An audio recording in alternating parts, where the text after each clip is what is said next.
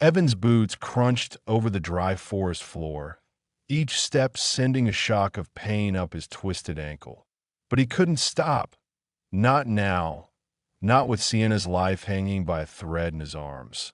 The venom was spreading fast, her chest rattling with every shallow breath, her lips a ghostly blue, and though his throat burned and his mouth was dry, he kept muttering her name, urging her to stay awake. His hands slick with her blood, and his own as he dragged her toward the faint glimmer of the ranger trail, maybe 200 yards away, which felt like miles under the weight of his exhaustion, dehydration, and desperation, his vision blurring at the edges, stars exploding behind his eyes as he stumbled and fell hard, catching himself on his shoulder instead of crushing her beneath him, hearing her faint whisper of tiredness that made his stomach twist with fear, forcing him to lift her again despite the searing pain in his ankle, his muscles screaming in protest, dragging her over roots, stones, and fallen branches, ignoring the dizziness threatening to topple him at any moment. The afternoon heat oppressive and unforgiving, the sun high and merciless above the canopy, his mind narrowing to a single goal, to get her to safety, to find anyone, anything, a road, a phone signal, a person who could help, until the crunch of gravel beneath his feet signaled the ranger trail. And hope collided with panic when he saw a green Park Service truck rounding the bend, 50 yards away, the engine sounding like a promise, a miracle, until Ranger Miller stepped out, hand already on his weapon, eyes narrowing in suspicion and disgust at the sight of Evan holding the barely conscious girl, words tumbling from Evan in a rush as he explained, rattlesnake bite. Maybe 45 minutes ago. She's going into shock, needs a hospital, but Miller didn't see a rescue, didn't see a boy risking everything to save a life. Only what he expected, a homeless kid holding a girl against her will. And Evan's chest tightened as Miller advanced, gun steady, demanding he put her down and get on his knees, the venom in Sienna's system spreading, her breathing growing more ragged by the second, lips turning from blue to purple, and Evan's mind raced, calculating, realizing Miller would waste precious minutes, and making the split-second choice to act, lifting her across his shoulders again despite the agony, charging the ranger. The gunfire ringing deafeningly close, the bullets snapping air.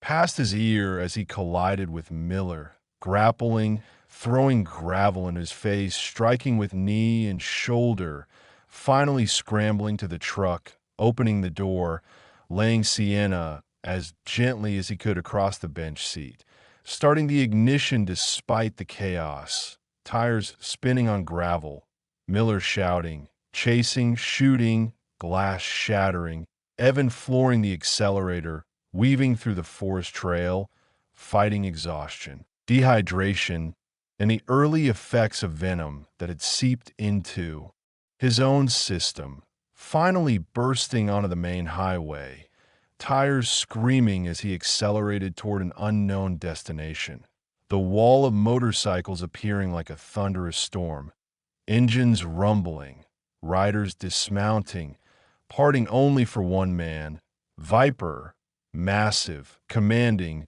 approaching with an intensity that both terrified and reassured Evan, asking about Sienna, the phone tracking, in a blur of relief and fear. Evan explained everything again, while Viper carefully lifted his daughter, understanding dawning, fury and gratitude mixing in his gaze. And for the first time in months, maybe years, Evan felt the possibility of being seen not as a threat, not as invisible, but as someone who mattered. And as the ambulance arrived, paramedics taking Sienna, assessing her bite, administering anti-venom, Evan finally allowed himself to slump, utterly spent, bloodied, aching, yet alive, realizing he had survived, that he had saved her, and that for the first time, someone powerful, someone real, acknowledged him, not with pity but with respect, setting the stage for what might come next. And as Viper watched over both of them, Evan felt the faintest spark of something he hadn't felt in a long time: hope.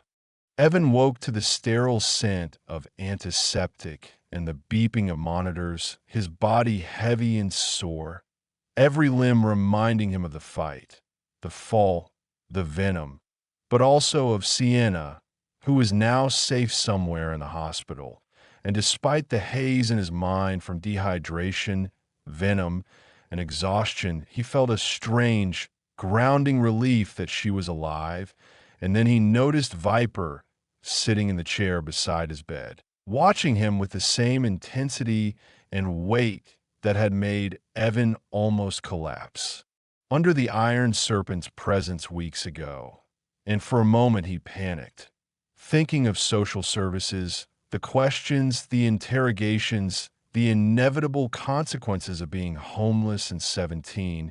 But Viper's calm voice cut through the fear, telling him to relax, that no one had called the police, that his world wasn't about to crush him. And then Evan allowed himself to study the man, really study him. The way Viper's dark eyes, usually hidden behind sunglasses, carried more emotion than anyone Evan had ever met, a mix of anger, protectiveness, and something like respect for the choice he had made in the canyon, the choice to run toward danger. And as he lay there, broken and exhausted, he felt a strange warmth at being acknowledged, being seen as more than invisible, more than a statistic. And Viper leaned in, pulling out his phone, showing a photo of a small apartment above the garage at the clubhouse, telling Evan it was as if he wanted it. No rent, no questions, just a place where he could live, recover, and start again, a place where he could be safe. And then the man added work at the motorcycle shop, learning the trade, getting paid, finishing school, everything Evan hadn't dared hope for. And when Evan asked why a man like him would help a homeless kid with nothing, Viper explained, his voice rough with emotion, that Sienna had faced real danger that day. And the only person who truly saved her had been Evan. And that showed him that character wasn't about money or power. It was about choices, about running toward danger when it counted, about being willing to give everything for someone else. And in that moment, Evan felt a fracture in his defenses, a wall of solitude he had built over years cracking just a little. Because for the first time, someone was offering him not just shelter, not just work, but a chance to belong, a chance to be family. And it was terrifying and beautiful all at once. And Viper left him with a card and number to call. And Evan stared at it long after the door clicked shut, imagining a life that wasn't just surviving, imagining a bed that wasn't pine boughs, food that wasn't scavenged or routine, people who would care if he lived or died. And then 2 days later, he stood outside the Iron Serpent's clubhouse, the sign bold, motorcycles gleaming in the lot, engines rumbling beneath him like distant thunder, Viper by his side, guiding him through a space that was both intimidating and strangely welcoming.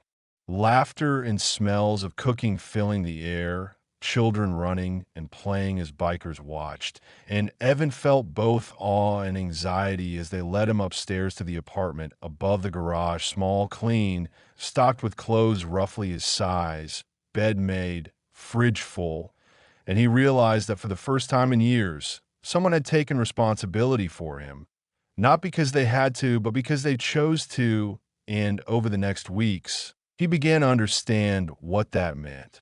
Helping at the shop, learning engines under Reaper's patient instruction, experiencing family dinners where 20 bikers and their children crowded tables, nobody questioning his past, nobody pressing on the trauma that had made him flinch at sudden movement.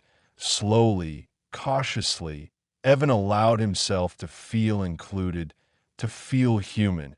And when Sienna visited, still using a cane, thinner but vibrant, planning to go back to school. Thanking him for saving her life, he realized that his actions had consequences far beyond that single moment. That heroism didn't always have accolades, but it did have lasting meaning. And as he handed her tea in his small apartment, smiling at the quiet warmth of her presence, he finally allowed himself to hope, to imagine a life where he wasn't just surviving, but contributing, learning, belonging, and the first seeds of purpose took root in the place where fear and exhaustion had once ruled, setting the stage for the next step in a world he had never believed could include him. Months passed, and Evan settled into the rhythm of life with the Iron Serpents, learning the motorcycle trade at the shop with Reaper, understanding engines and tools in a way that gave him pride and purpose. Waking up in his small apartment above the garage to the warm sunlight through the windows, sharing dinners with bikers and their families, laughing at jokes that weren't meant for him, but somehow included him anyway, feeling a strange, grounding sense of family he had never known while Sienna recovered fully from her snake bite and visited often, now strong, confident, and planning for college in wildlife management, teasing him about his careful tea making and offering advice about cooking. Evan gradually understood that he had not just survived that fateful day in the canyon. He had changed the course of his own life, transforming fear and isolation into responsibility and connection. And then one day, he approached Viper with an idea born from the pain and invisibility he had once endured, proposing that the club help the homeless in the parks, not as charity, but as opportunity, work, training, a way to give people who had been ignored a chance to reclaim their lives. And Viper considered him carefully, smiling finally and saying they would present it to the board. And soon, the Iron Serpent's outreach program was born, starting small with jobs at the shop and donations of gear, but growing into a full initiative that within a year had helped 15 people transition from homelessness to housing. And within 2 years, 50, all under the guidance of Evan. Once a boy who had been invisible, now a young man whose actions had a ripple effect far beyond himself. And on the first anniversary of Sienna's snakebite, the club celebrated with a party, Viper speaking about family, loyalty, and second chances, Sienna healthy and laughing, and Evan standing in his prospect cut, leather vest marking his near-full membership in the club, feeling a sense of home he had never dared imagine. While back on the other side of the state, Ranger Kevin Miller, fired, humiliated, and unemployed, stared at a news photo of Evan cutting the ribbon on a new homeless services center. The Iron Serpent's outreach program highlighted Sienna and Viper beside him. And the irony of the boy he had threatened and tried to control, now living a life full of purpose and respect, struck him with bitter clarity. And meanwhile, at the clubhouse, Evan sat with Viper on the back deck, watching the sun dip over the mountains, full cut across his shoulders, weight familiar and proud. And Viper praised him quietly, saying his mother would be proud. And Evan thought back to the canyon, to Sienna's fear, to his own desperation, the choice to run toward danger rather than away. And he realized the lesson that Venom and Valor had taught him, that life's true tests were not the physical threats alone, but the decisions that define character, the moments when everything is on the line. And he understood that by saving Sienna, he had saved himself as well, finally claiming agency, identity, and purpose he had never had before. And in that quiet, golden moment, watching the sky bleed from gold into crimson, Evan felt the full weight of survival transform into triumph, knowing that he had chosen to act when it counted, that he had become someone who could protect, inspire, and lead, that he had turned pain into hope and danger into courage, that he belonged, not just in the iron serpents, but in the world he had fought so hard to claim.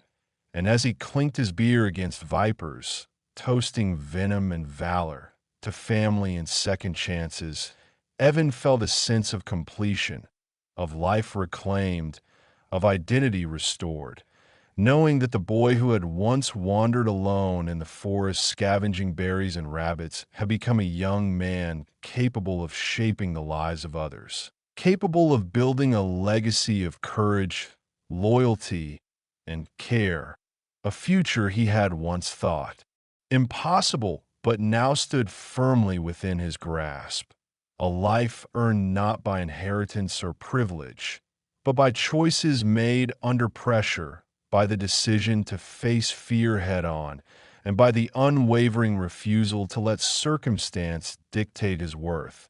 And as the last rays of sun disappear behind the peaks, Evan felt the kind of peace he had never known, the peace of having survived, of having acted, of having found purpose and belonging in a world that once ignored him. And in that moment, he knew, without doubt, that he was home.